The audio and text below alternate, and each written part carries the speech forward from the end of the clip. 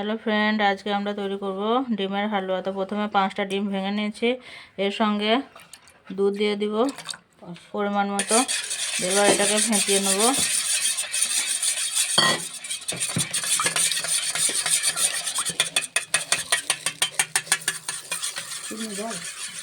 এরপর চিনি এর সঙ্গে দিয়ে দেব।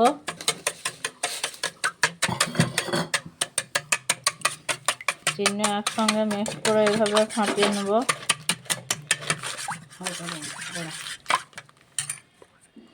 রঙের জন্য হালকা ফুড কালার দেব।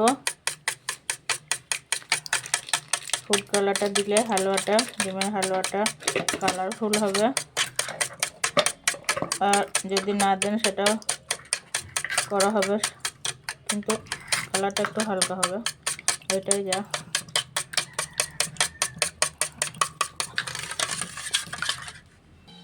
ফাটা হয়ে গেছে, এবার কড়াইয়ে ঘি দেব। কড়াইয়ে ঘি দিয়ে দিলাম 1 চামচ। আপনাদের যতটা যে পরিমাণ লাগবে সেটা দিবেন, বেশি দিলে হালুয়ার সেন্টটা ভালো হবে।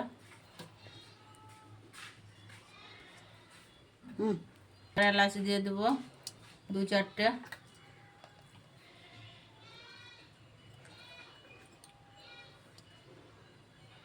গ্যাসটা লো ফ্লেমে ঘিটা গরম করে নেব। ঘি গরম হয়ে গেছে, এবার ডিমগুলো, ফাটানো ডিমগুলো, চিনি, দুধ একসঙ্গে কড়াইয়ের মধ্যে ঢেলে দেবো।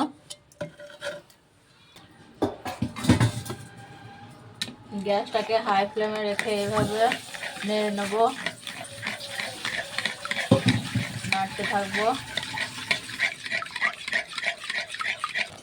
অনেকক্ষণ নাড়ার পর এইভাবে জমাট বাঁধতে থাকবে, এরকমভাবে আরও নাড়বো। দেখুন কত সুন্দর জমাট বেঁধে গেছে। আর কিছুক্ষণ করলে আমাদের ডিমের হালুয়া রেডি হয়ে যাবে।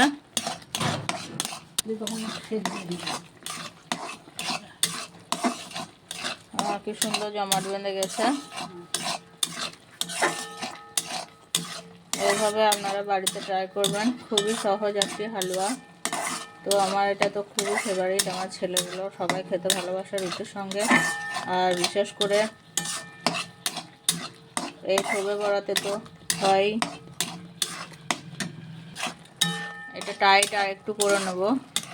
এই যে রসটা আছে, রসটা যতক্ষণ না গায়ে গায়ে না লেগে আসছে ততক্ষণ এটা রেডি হবে না, ততক্ষণ আমরা নাড়বো।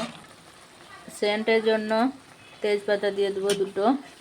আগে তো ধরেন এলাচ দিয়েছি, এই তেজপাতা সেন্টটাও খুব ভালো লাগে।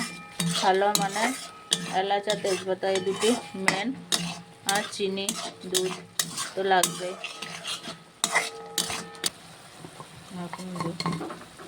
প্রায় হয়ে গেছে, এবার সামান্য আর 1 চামচ ঘি দিয়ে নামিয়ে নেব।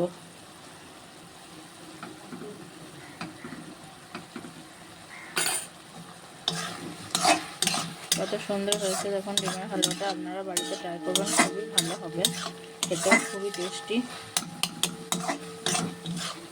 অতিথি আপ্যায়নে এটি খুবই সহজে করে নেওয়া যায়, অল্প টাইম লাগে।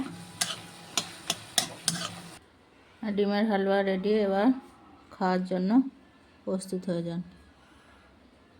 কেমন হয়েছে একটু জানাবেন ও লাইক, শেয়ার, কমেন্ট করবেন। আর রেসিপিটা যদি ভালো লেগে থাকে তো বেশি বেশি করে শেয়ার করবেন, যাতে আমি ইন্সপায়ার হই। ধন্যবাদ।